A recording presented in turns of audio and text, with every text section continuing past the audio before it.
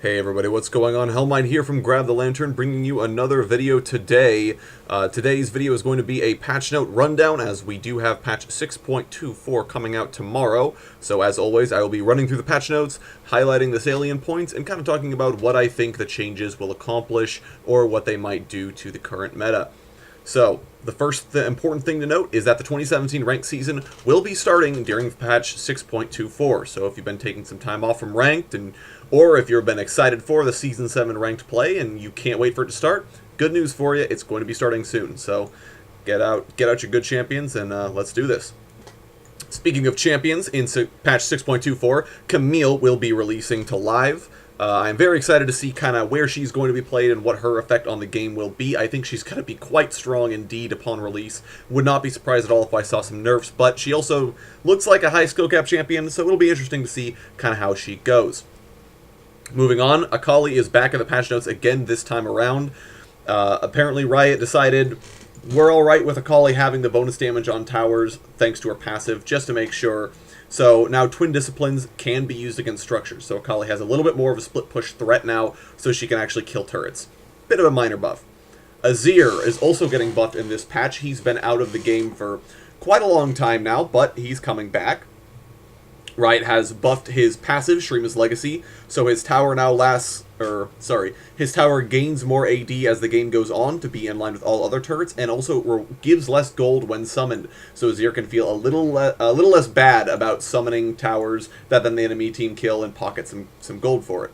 Finally, Azir's W, Arise, was also slightly buffed, going down 2 seconds at all ranks from the look of it, so he'll be able to get out 3 soldiers and maintain 3 soldiers far more easily than he used to be able to, especially towards the late game. So Azir's mid game is getting buffed up a little bit. That's where he was suffering most often, so a good buff. We'll see if it's enough to put Azir back in a good spot without making him oppressive as he was before. Fiddlesticks is also getting buffed. The new jungle was pretty terrible for Fiddlesticks players in general, so Fiddles is getting a little bit of love here. Drain's damage per tick is going up by decreasing increments of 5 per level, so it's up by 20 at rank 1, but at the exact same at rank 5. There was also a small bug fix that caused Drain to not apply its final tick of damage, so Fiddlesticks will be doing a little bit more damage and getting a little bit more sustain back in the jungle.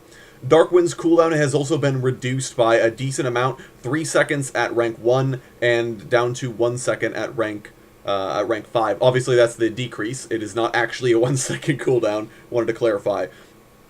So Fiddlestick's getting a little bit, not really quality of life buffs, but buffs to make him a little bit stronger. I still don't think it'll be enough to make him oppressive, but it'll be enough that he can feel like a jungler again.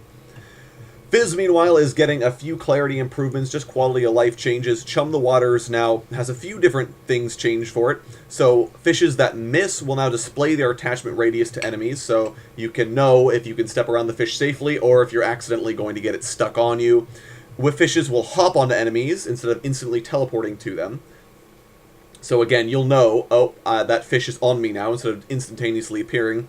And finally, if the fish can't attach to the enemy, so for example, if it's Civ or Spell shielded or blocked by Morgana Black Shield, the fish will lie over dead instead of swimming around. So you know the fish did land, but they blocked it. So a little bit of clarity for both Fizz players and people playing against Fizz. Finally, the Seastone Trident's cooldown wasn't being refunded if it killed an enemy champion with a post-death form, like Karthus or Scion. That bug has been changed. Not that big of a deal, but hey, Fizz will take anything he can get right now. Garen is also getting some pretty major buffs this patch. I am very excited as a Garen player. Judgment now, if enemies' champions were hit 4 times by Judgment, they have their armor reduced by 25% for 6 seconds. Now this is a pretty big change for Garen, especially because with the Black Cleaver, which is the item Garen most often rushes, you can get potentially up to his 55% armor shred on an enemy champion if you stand next to them and spin. This is really big because this isn't just a self-armor shred, I should say. All of Garen's allies can benefit from this as well. So if you're playing an AD heavy comp, Garen is not a bad tank to take anymore because he can shred down the armor and make these targets a little bit easier for your backline to kill.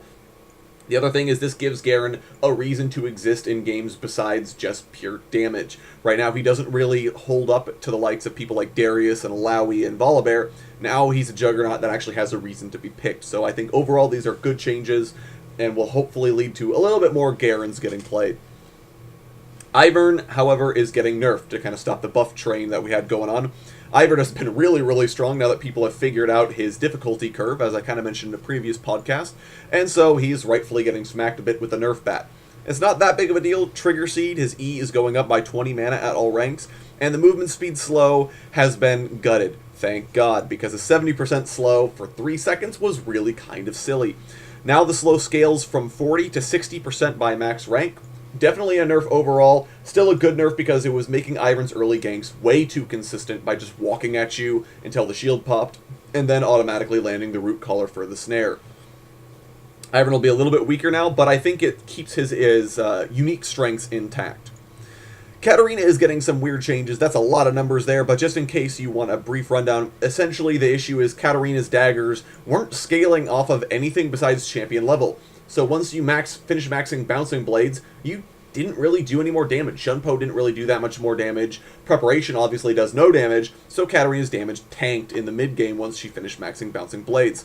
Now her daggers will scale a little bit more at all levels, so that way she'll be able to partially mitigate the mid-game spike and keep doing damage in fights, provided you're able to pick up your daggers. Kog'Maw is also getting a few buffs, which make me a bit nervous as he's been a frequent recipient of buffs, and we all know how crazy Kog can be when he's a meta champion. Bio-Arcane Barrage is up by 1% maximum health damage at all ranks, so 7% maximum health per hit at rank 5. That's a fairly decent buff for Kog'Maw. It's not too insane, and it sharpens his strengths more against being the tank buster, so I overall think that's a good change. Void Ooze is dealing slightly less damage at all ranks, and the ability power ratio is also going down. Again, I'm a big fan of these changes because Void Ooze was always a spell that I wasn't a big fan of because it's a lot of slow that's hard to dodge and creates a huge zone. So doing a slightly less damage I think is overall good. It's also slightly nerfed to AP Kog'Maw, which I am also a fan of. LeBlanc is also getting some nerfs. Riot is trying to force her into the assassin role rather than a kite mage role similar to Ahri. To that end, Shatter Orb's damage has gone up, but its bounce damage versus minions has been reduced to 80% from 120%. So I think overall a buff, it keeps her wave clear the same while also giving her more damage against champions. So that's pretty nice. Ethereal Chain's damage, however, has gone down by 20 points at max rank. I think Riot could have gone harder on the Ethereal Chains nerf, especially given that Ethereal Chains can both apply and proc her new passive, which is pretty bogus, especially given that it's hard to escape the chains once they land. The Shatter Orb change, I'm not necessarily that big of a fan of. I think it gives LeBlanc a lot more burst damage, and it contributes more heavily to her being played like an assassin instead of being played like a kite mage. So I guess that's alright. Refining her identity will probably be a net neutral power change for LeBlanc, maybe forcing her to be more of an assassin. Master Yi mostly just has bug fixes. The important thing to note here, however, is that Ginsu's Rage Blade will no longer deal damage to Master Yi on double strike second hit. So if you were one of the people who liked Rage Blade on Yi, you can now do it without fear of killing yourself by your own item. Nidalee is getting a very slight buff, 5.12 AD exactly, as a matter of fact. Not really that big of a deal, but just a hope of putting her in a slightly better spot without making her too overbearing. I almost wonder why Riot does these nerfs. We're all familiar with the 5 AD meme and Zed getting a slight attack speed nerf back in the day. I don't necessarily know. Maybe it's Riot's way of just saying we're going to give Nidalee a bit in the meantime while we're thinking about her long term. Either way, I would have preferred them hold off. It's not that big of a buff, but it does kind of feel like a slap in the face. Rengar, meanwhile, is also getting some changes. His AD growth stat has gone up by 0.5, so he'll get slightly more attack damage per level. Bone Tooth Necklace, however, is getting some changes. It now gives more flat attack damage, but gives less bonus attack damage. There was also a big change in that Bone Tooth Necklace was accidentally giving Rengar percent total AD instead of percent bonus AD. That's why Rengar was absolutely annihilating people. So the overall nerf means that Rengar will be dealing a lot less damage than he was in the late game and per stack of Bone Tooth Necklace. So he should not feel like old Rengar anymore. He might still, we'll find out after the changes go live. Shaco is just bug fixes. Shyvana has gotten a few changes if you don't play Summoner's Rift. She now gains 5 armor magic resist for each turret her team destroys, per her passive. And on Twisted Tree Line, she deals 10% increased damage against Viamaw and gains 5 armor and MR for each Viamaw kill her team earns, just giving her a little bit of a way to actually have a passive on these other maps that don't have dragons. Twitch got a slight nerf to his Deadly Venom. He now deals 5 true damage per stack, from 6. And Venom Cask now costs 70 mana from 50. Twitch was a little bit out of line. Instead of nerfing his strategic strengths, they're just toning down power in other places. His new cask is really, really strong, so nerfing the mana cost is a good way to keep him from constantly using it. The true damage nerf really doesn't seem like it's that big of a deal. I'm not sure why Riot would bother to gut it by just 1 point, but maybe true damage, the Deadly Venom does a little bit more damage than I was thinking it does, so either way, we'll find out. Varus is getting a few changes to help accentuate his attack speed, crit, traditional AD builds, as opposed to his caster builds, so Varus feels better as an AD carry and doesn't have to be played as an AD caster mid laner. Living Vengeance now gives 50% bonus attack speed on champion kills or assists, halved for minions and monster kills. You also get 5 seconds of Living Vengeance in all cases, regardless of champion proc or minion monster proc. So helping Varus be a little bit better in these builds. If it's enough to fully supplant his caster build, I don't know. I think the caster builds will still be very, very strong, and this is just icing on the cake. But I do think it means that people who play AD Varus will feel a little bit better about things.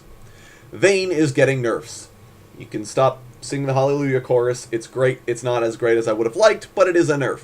Tumble's bonus bonus damage is going down to 0.05 of total attack damage from 0.07 total attack damage at max rank. So she'll be doing a little less of the whole Q auto attack crit killing squishies in one hit. It's not a giant change, but I think it's a good change and a step in the right direction to help balance out Vayne. Finally, we get to items. Rylai's Crystal Scepter. I talked about it yesterday. We'll talk about it again here today. It's losing health. It's going down to 300 health from 400. It's going down to 75 AP from 100. And the slow is now 20% for 1 second in all cases. The cost is also going down. So the champions who do really want Rylai's just for the slow are perfectly fine with it. Especially someone like Brand, who pretty much only bought it for the slow.